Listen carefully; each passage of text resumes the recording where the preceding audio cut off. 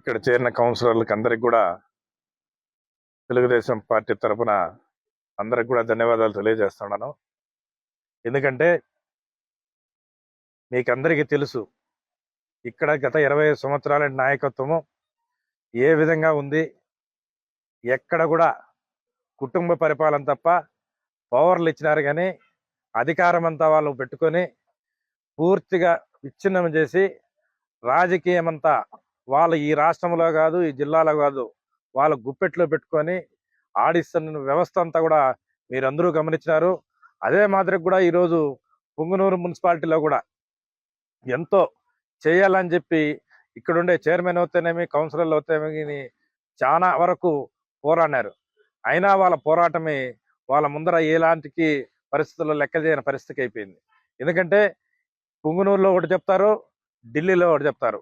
నిన్నటి వరకు ఈ ఎంపీ మైనార్టీస్ మనమంతా బీజేపీకి వ్యతిరేకతము, మైనార్టీస్కి ఓట్లు వేయద్దండి, మైనార్టీస్ బీజేపీకి ఓట్లు వేయద్దని చెప్పిన పెద్ద మనిషి ఇక్కడ ఒక మాట చెప్పి 10 రోజుల్లోనే ఈరోజు బీజేపీకి మళ్ళా పార్లమెంట్లో లోక్సభ సపోర్ట్ చేస్తానంటే ఎవరికి మోసం చేస్తాడో అని చెప్పి నేను అడుగుతా ఉన్నా.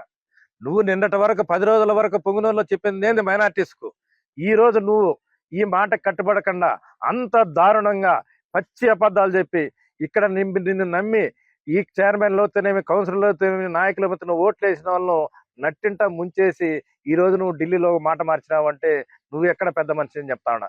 నీ ఆటలు అన్నీ తెలిసిపోయినాయి. మీ అబ్బా కొడుకు అంతా ప్రజలు గమనించినారు. మీరు చెప్పేది ఒకటి, మీ అమలు చేసుకునేది ఇంకోటి.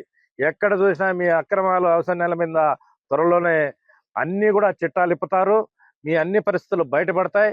మీ ఎక్కడైనా సరే న్యాయం గెలుస్తుంది కానీ దౌర్జన్యాలు ఇప్పుడు గెలవని చెప్పి తెలియజేస్తూ ఇక్కడ ఈరోజు చైర్మన్ కానీ కౌన్సిలర్లకు కానీ తెలుగుదేశం పార్టీలో చేరినందుకు వాళ్ళకి మనస్ఫూర్తిగా ఆహ్వానిస్తూ మా పార్టీ నాయకులందరి తరపున కూడా వాళ్ళకి ధన్యవాదాలు తెలియజేస్తూ ఇంకా రాబోయే కాలంలో కూడా ప్రతి ఒక్కటి పుంగనూరు టౌన్కు అభివృద్ధికి ముఖ్యమంత్రి ఎటువంటి పరిస్థితుల్లో కూడా పుంగనూరు టౌన్ బ్రహ్మాండమైన అభివృద్ధి చేయాలా, ఎనలేని అభివృద్ధి చేసి చూపిస్తానని చెప్పి నిన్న కూడా చెప్పడం జరిగింది.